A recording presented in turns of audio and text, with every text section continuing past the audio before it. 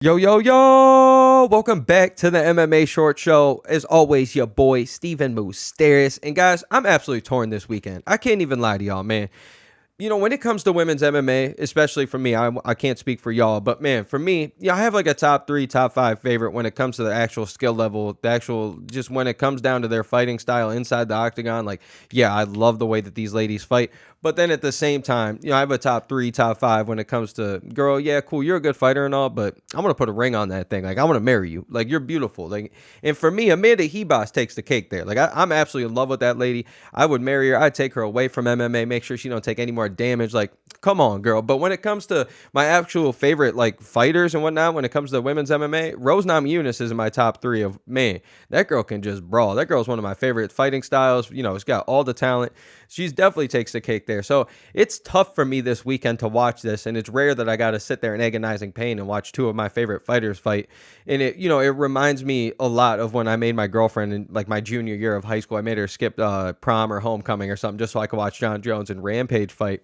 And Rampage was the whole reason I got into MMA. John Jones was my favorite fighter since the day I saw him fight. And it was like, man, this was the toughest thing ever. But, I guess I got to get conditioned because, I got Justin Gaethje and Max Holloway fighting here very soon in 3 weeks or something. So I'm going to be absolutely struggling. But what gets me so upset with this fight this weekend is not necessarily the matchup and watching my two favorite whatever fighters go at it, but it's more so with Rose Namajunas. I did a video 6 months ago, right before her Manon Fiorot fight, when I was just, questioning everything about Rose Namajunas. I don't understand why she's moving up. I don't understand, why she doesn't have Trevor Wittman in her corner. You don't understand a lot of these things sometimes, why she took such a big break off. Like, the biggest thing for me, man, is I'm just worried when it comes to her mentally, because we all know she takes losses very poorly. A lot of these people do. It's more of a mental thing where they just go through a very dark time.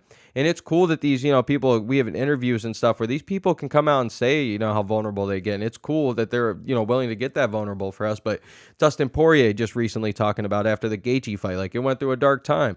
Same with Volkanovski after he lost to Islam. And then same with the Leah Tapir fight. Like, this man's very open. Like, we don't understand as fans. Like, it's easy to sit here and say, oh, somebody's got to lose, somebody's got to win.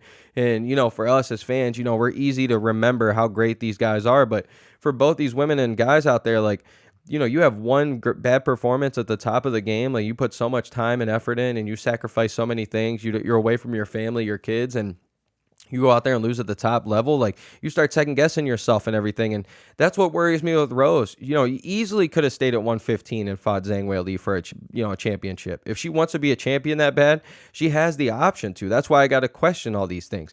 She's already beat Zhang Weili twice. If the fight, writes itself. And then it worries me at 125. I rewatched the Manon Fiorot fight just last night on the Stairmaster, man. Like, Manon Fiorot looks so much bigger, was just outclassing Rose Namajunas in that fight. Other than one headbutt that Rose had, Rose couldn't really get anything going, and it was really, really vocal. Like, you could tell, it was so clear and evident that, man, Trevor Wittman not being in her corner really hurts. Like, yeah, Pat Barry and everything, as much as people might hate on him, the dude does know what he's talking about. He knows he's got good eyes when it comes to MMA, but nobody's the striking coach as Trevor Wittman. That man knows how to put everything together. What he turned, Kamaru Usman into, what he turned Justin Gaethje into, what he turned Rose Namajunas into is, that was the greatest part of Rose, her fluidity. When she could get in that flow state and just really let all of her combos go, let all of the setups happen, let all the traps happen, like where her head movement was just everywhere where it needed to be. That was Trevor Wittman helping her out.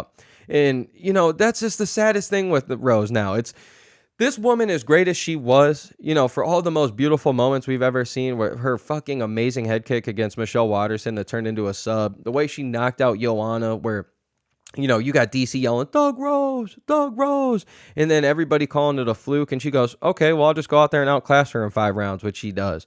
And then, putting on a great performance before she gets, unfortunately dropped on her head. But then you could also argue she might be 115 GOAT because of the way that she did Joanna. And then Zhang Weili knockout was one of the greatest head kicks I've ever seen in my life. That thing was quicker than a jab. That was so nasty. No telegraph to it, nothing. It was just beautiful. And everybody's like, oh, that's a fluke too. And it's like, okay, well, let me beat her again in a 5-round war. And it's as amazing as this woman has looked. Then you got the crazy fights against Carolina out there. You got the fights against Jessica Andrade. You got the absolute snoozers out there with, the Carla Esparza fight where you're just sitting there, you're second guessing, man, where at her greatest, she's 115 GOAT. She's one of the greatest women fighters we've ever watched. And then at her lowest, you're like, man, this woman, maybe isn't that great. Like if you're watching her any other night. So it's sad, man. I just don't know what Rose is in it for anymore. I don't know how bad her weight cuts are, but I'm just saying she built 115. You can see how small she is at 125. I'm sure this fight she might look a little better, maybe fill up a little better, but I'm just worried, man, because what is somebody, Manon Fiorot, not even that big for a 125er, and she was just way stronger, just way bigger, just pushing Rose around. And what is Erin Blanchfield going to do? What's Valentina Shevchenko going to do? Macy Barber might not be the greatest, but what's Macy Barber's, physicality going to do? Like, Amanda Hebos is going to be in your face all night, making the fight very ugly, and I'd like to see how Rose is going to react without Trevor Wittman again. And I mean, this could be a fight she wins, but man, now we're seeing Rose from, two-time champion to now she's on the freaking or not even on the prelims, but the Apex card she's highlighting. And you couldn't sneak her on UFC 299. You couldn't put her on UFC 300. Like, I just don't know what's left for her. I don't know why she's fighting at 125. If you're trying to be a champion, why wouldn't you go stay at 115 where you could fight? But if you're testing yourself, I just don't know, man. I just don't know, and it's scary, and it's just sad to see because we've watched these ladies fight for 10 years now in the UFC, and she's already done so much, and you're just wondering, like, are we here for the paychecks? Because that's never good. Amanda Hebos is way hungrier because she's way less, decorated than you. So I don't know. I'm happy to see what's going to happen and everything, but I just don't know what's left for Rose Namajunas. Even if she beats an Amanda Hebos, I just don't know how I like her at the top 5. Like even somebody like, Taylor Santos and all these girls, like there's some thick ladies out there at 125 that can give Rose some problems because she won't be able, as great as she can look in her traps and everything and as quick as she is, that just gets kind of just overpowered by all the strength that these ladies have. And you could see it in the Manon Fiorot fight. So I don't know, guys. It's just sad to see. I just don't know if we'll have another moment of Thug Rose, or at the most beautiful moment when she's beaten Zhang Weili and knocked her out, and she goes, "I am the greatest." It's one of the greatest moments ever, and she's one of my favorite fighters. But just sad to see that Thug Rose, just moments might be gone, man. And it's just crazy that it was just a few years ago that she was on top of the world. But it's always your boy Steven Moustaris. Let's go, baby.